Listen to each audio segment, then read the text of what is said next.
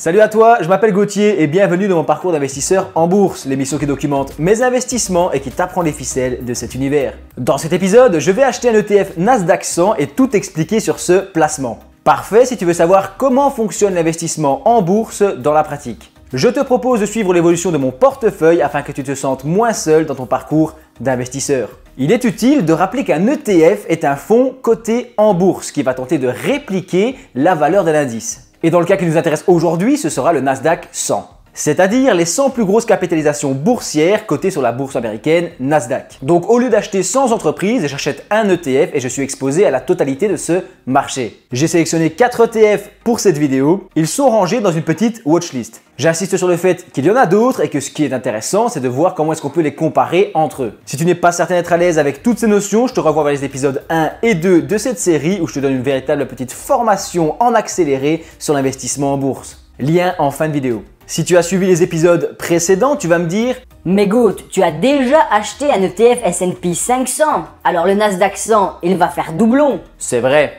Mais avec un Nasdaq 100, je serai encore plus exposé aux valeurs technologiques. Presque 50% de valeurs technologiques pour le Nasdaq 100 et moins de 30% pour le S&P 500. Et si j'investissais en stock picking, Microsoft, Tesla, Amazon et ce genre de boîtes seraient des entreprises que j'aurais envie d'avoir en portefeuille. Je peux donc enfoncer le clou via un ETF Nasdaq 100. Deuxième grande raison, c'est que le Nasdaq 100 a tendance à être plus performant. Sauf que si je ne prends que le Nasdaq 100, je vais être surexposé aux valeurs technologiques et manquer un peu de diversification.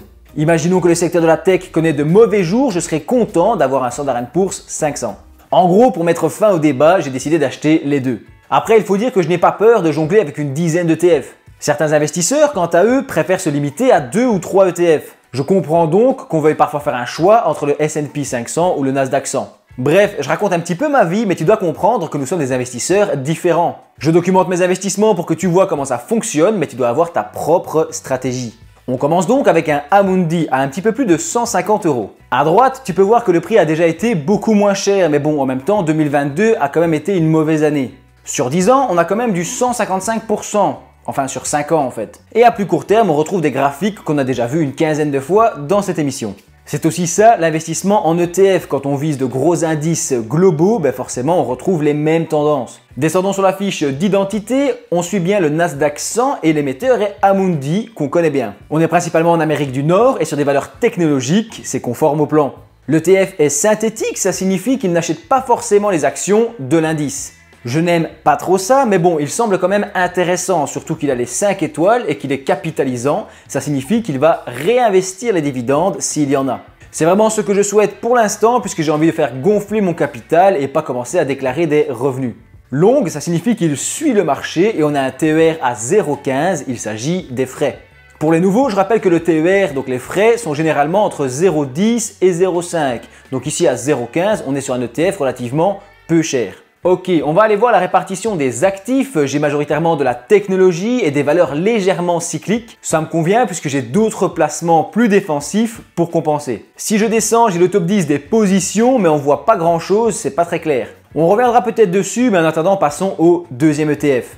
Il s'agit du Lyxor en ACC avec une énorme performance sur 10 ans. La question, c'est toujours de savoir est-ce qu'on n'est pas un petit peu arrivé à un plateau, à un maximum en termes de valeur technologique. Ou alors est-ce qu'au contraire, ce n'est que le début. À plus court terme, c'est quand même moins saisissant. Alors allons voir la fiche d'identité. Je vois du Nasdaq 100 avec l'émetteur Amundi, il est en synthétique et capitalisant avec 5 étoiles. Synthétique, ça signifie donc qu'il ne va pas nécessairement acheter les actions de l'indice. En fait, j'ai l'impression que c'est un petit peu le même, sauf que les frais ici sont à 0,65 au lieu de 0,15. Après, concernant le TER, il faut parfois les vérifier dans les documents parce que c'est pas toujours fiable. C'est bizarre parce que graphiquement, j'ai 10 ans et sur la fiche d'identité, il est noté qu'il a été créé en 2019. Peut-être qu'il y a eu une fusion entre deux ETF. Je vais aller vérifier dans les documents. On a un risque estimé de 5 sur 7 dans l'hypothèse où on va conserver notre investissement pendant 5 ans. Ce qui m'intéresse ici, c'est surtout le tableau avec les principales lignes de l'indice. Il a l'air de suivre les valeurs qu'on lui demande. Franchement, je ne vois pas trop l'intérêt de prendre celui-ci au lieu du premier, alors on va aller voir le troisième ETF. Enfin, pas vraiment, parce qu'entre temps, j'en ai trouvé un cinquième. C'est cadeau. Il vient de chez Invesco, qui est un bon émetteur et que je n'ai pas encore en portefeuille. Niveau performance, on semble quand même être un petit peu en dessous. Et dans la fiche d'identité, il est noté physique, ça signifie qu'il achète réellement les actions, ça j'aime plutôt bien. Par contre, il est distribuant, ça signifie qu'il va nous distribuer les dividendes. Ça peut être intéressant pour quelqu'un qui a envie de toucher des revenus passifs, mais dans mon cas, je vais plutôt passer mon chemin. Je te mets tous les codes ISIN en description si jamais tu veux aller faire des recherches supplémentaires pour toi-même. Alors, on part sur un iShares de BlackRock avec un rendement correct sur 5 ans. Il est seulement à 8 € la part, ça on peut le souligner. En fiche d'identité, j'ai bien du Nasdaq et du BlackRock. Dans le titre, je remarque qu'il y a un H en majuscule, ce qui doit signifier qu'il y a un hedging. Autrement dit, une couverture contre le risque de change. Ce qui peut être intéressant, mais qui va faire gonfler les frais. Frais qui sont déjà à 0,36 apparemment. Par contre, je vois physique et capitalisation, ce qui est plutôt dans mes critères. Niveau répartition des actifs, c'est un peu toujours la même chose, mais c'est pas du temps perdu de vérifier. Parce que bon, on investit quand même de l'argent, donc il ne faut pas passer à côté d'informations importantes. En avant pour les documents, on voit qu'au début qu'il est bien en hedging, ça signifie qu'il y a une couverture contre le risque de change. Il est noté 5 sur 7 au niveau de l'échelle du risque, donc c'est cohérent avec les autres. Le petit tableau que j'aime bien nous montre les performances théoriques possibles. Perso, comme j'investis à long terme, je regarde surtout la colonne 5 ans. Alors du coup, avec 10 000 € investis, on pourrait finir avec 2 750 € dans un scénario défavorable, entre 8 300 et 21 000 dans un scénario moyen, et enfin 32 000 € si l'indice y cartonne pendant les prochaines années. Ce qui n'est pas gagné vu la situation actuelle, on est d'accord. J'ai une autre brochure avec les principaux titres en portefeuille si ça t'intéresse. Bon, en fait, pas vraiment de surprise à ce niveau-là. Et même chose d'ailleurs pour la répartition des secteurs et la répartition géographique. Formidable, on avance et on part pour le dernier ETF de cette vidéo. Et puis je passerai à la caisse pour en ajouter un à mon portefeuille. Encore un iShares, donc forcément de BlackRock, et ici il n'y a pas de H ou de HDG à l'horizon. La fameuse couverture de change. Sur ma fiche, je vois qu'il est physique et capitalisant avec 5 étoiles et 0,33 de frais.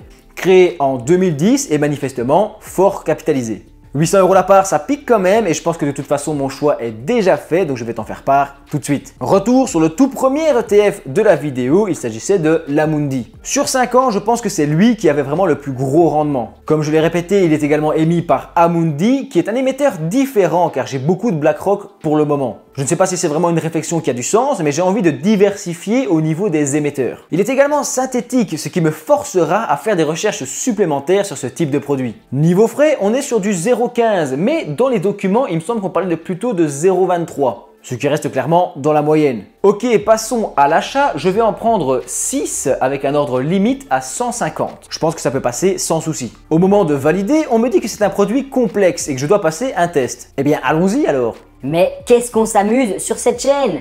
Alors, qu'est-ce qu'un ETF? Eh bien, Exchange Traded Fund. Comment fonctionne un ETF? Une composition pour battre le marché? Non. Un panier de valeurs pour suivre un indice? Oui. Un droit d'acheter un instrument financier? Non, non, non. Il faut pas que je mette je l'ignore, sinon je vais me faire recaler ici. Ok, choix numéro 2. La différence entre un ETF physique et synthétique. N'hésite pas à mettre en pause si jamais je vais trop vite. Pas de différence en termes de rendement? Bah si, c'est possible.